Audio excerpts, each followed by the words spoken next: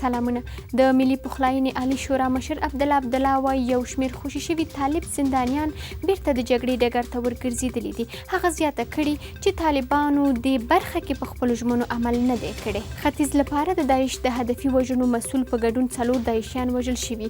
چارواکي وایي چې دغه کسان د جلال آباد ښار په 4مه ناحیه کې له افغان ځواکونو سره د مقاومت پر مهال وژل شوي دي. حامد کرزی وایي چې پاکستان د افغانستان په مسایلو او سوله کې د مداخلې هڅه کوي او پر افغانستان د نفوذ لرلو په لټه کې دی.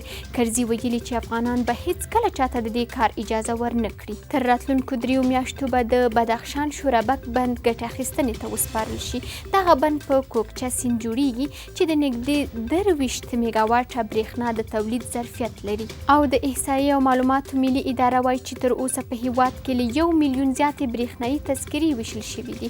د دغې ادارې په وینا اوس مهال په هیواد کې دننه او بهر تذکرو ویشلو 40 مرکزونه فعال دي.